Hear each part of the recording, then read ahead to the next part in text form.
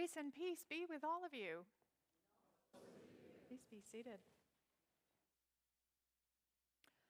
I just want what belongs to me.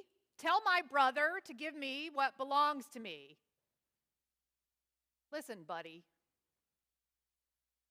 It's not my job to solve your family disagreements. You need to go back to your family and work it out with them. Don't go to somebody else.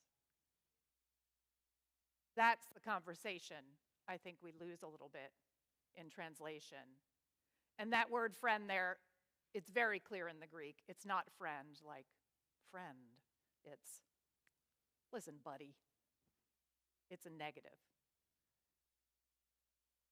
So that helps us explain the next step in the gospel text, which is Jesus saying, watch out. Watch out for all kinds of greed and covetousness, right?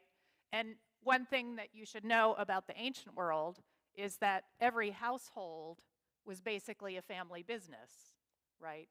Typically a farm of some kind. And we may have some personal experience either having been part of a family business ourselves or knowing other people who were. Relationships get very tricky when one person wants to break off from the family business and take some of those assets with them.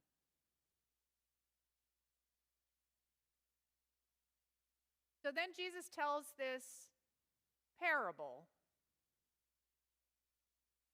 And the parable and the context it's in, tuck that away because we're in Luke 12, and in Luke 15 we're going to get the story of the prodigal son, which is what? It's the son breaking away, taking his assets from the family business and dispensing with his family and going off on his own.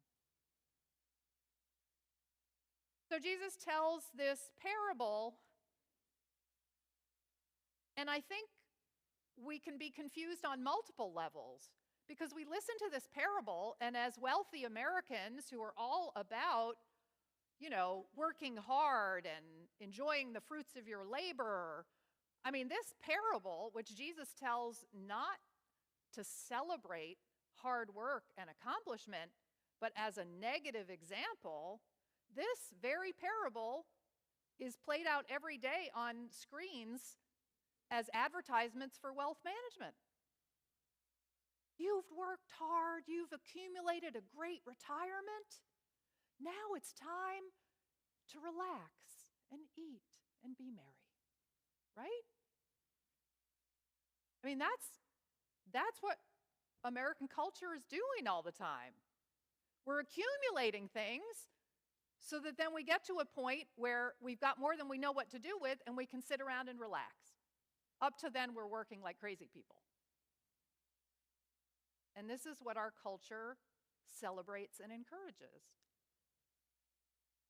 I was reading a blog recently, and I had the chuckle of looking in a mirror, perhaps, not only for myself, but for many people I know.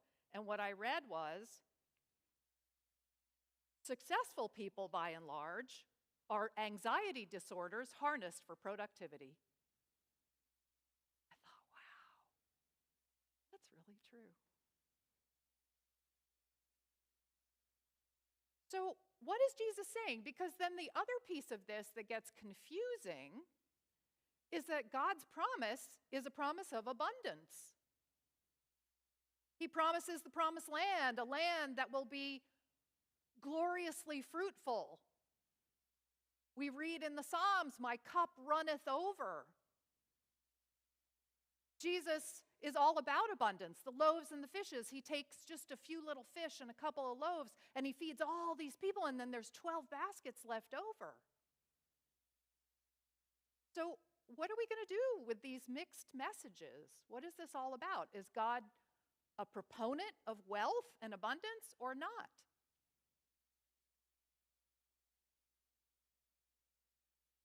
So when we listen in closely to the text, what do we hear? We hear maybe less clearly than Jesus' culture would have, because Jesus' culture was a collectivist culture, and they were not so prone to hyper-individualism the way we are, and there are advantages and disadvantages. I'll leave that alone. But in the text, you can hear over and over again, there is no one in this parable other than the super wealthy man. I have had a windfall. I do not have barns big enough to store this windfall. I will build more barns for my crops and my windfall. And the entire conversation is I, me, myself, and I.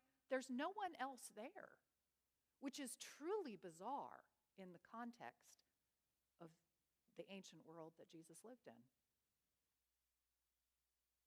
And so this brings us and brings Jesus' hearers right back to Deuteronomy 8. Now that's the point at which Moses is talking to the people of Israel about what they have learned from their experience in the wilderness and the promised land that's ahead of them. And Deuteronomy 8 is where he says, watch out, because you will have a fruitful land. You are promised abundance. And it's that very abundance and prosperity that can get you into trouble. You have to remember all the things that happened before that abundance and prosperity. Keep it all in perspective, because abundance and prosperity will lead you to think that somehow you are independent of God. You are the master of the universe. You have created all this wealth for yourself.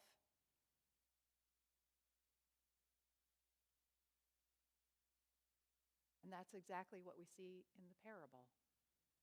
And in Deuteronomy 8, God says to the people through Moses, remember how that labor you've invested, how that led to fruitfulness. Number one, the land itself was fruitful, and the Bible is very clear from beginning to end, the fruitfulness of the land is a gift of God.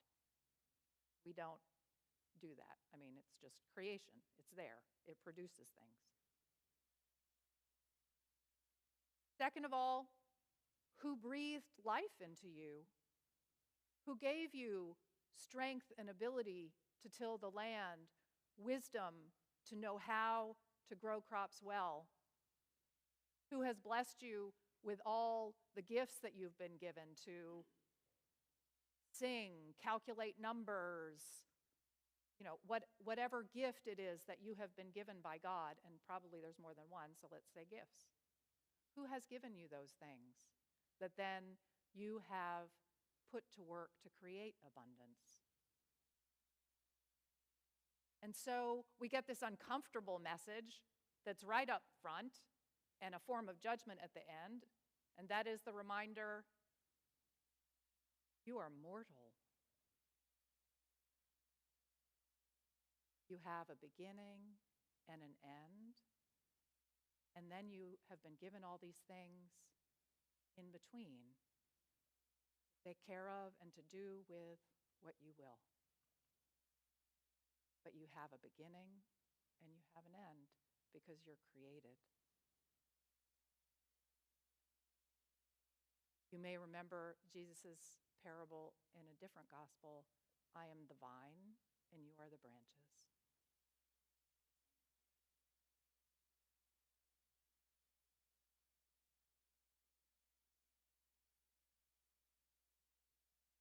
So it's a harsh parable, and it's hard to hear, but I think in it there is a message of goodness. And that is this: it is not the wealth itself that God is worried about. God wants a prosperous, bountiful life for us all. That was the original vision of creation, and it's the vision that we hear in Revelation. That is what is hoped for. And we are, as people of God, to participate in creating that abundance and goodness. But wealth can be a tricky thing because it's like a key. And a key can do two things. It can lock a door or it can open a door. And wealth is exactly the same. Wealth can either disconnect us from the people around us, or it can connect us. And our culture sadly encourages us to use our wealth to disconnect, right? To choose a gated community, a big house with a security force, a private jet, an exclusive club. And we are told that the advantages of wealth are, in fact, to disconnect from our communities and our neighbors and the world around us. God says that's a lie. That's not what wealth is for. God has no trouble with relax, eat, be merry. That's what Sabbath is. But God says wealth is for connectedness. Everything that we are given, the breath of life, our strength, our voice, what we see, the money in our bank accounts, our abilities, all of these things are opportunities to either set ourselves apart from others or to connect with them. And that is true of us individually, and that is true of us as a community. And it's a choice.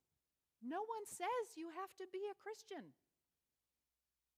If it's not your thing, if that's not the way you want to look at the world, that's fine. But as Christians, this is what we claim. And this is what we tell others about the God that we belong to. That we are all interconnected, and that God's vision is for prosperity and abundance for us all.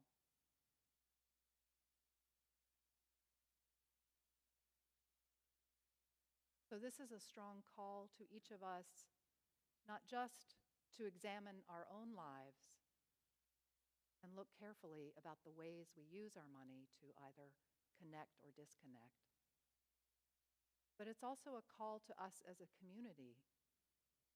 All the resources that we've been given in this place, all the skills, the education, the wisdom, the gifts, the connections, are those things connecting us to our neighbors in Norfolk? Connecting us to the world around us? Or are they sealing us off? And I think that question never ends. There's never a final answer. It's always lingering in the air. Those of us who claim to be Christians. Part of our job here as individuals and as a faith community. Ponder that question and to live into our answers. Where your treasure is, there your heart is also.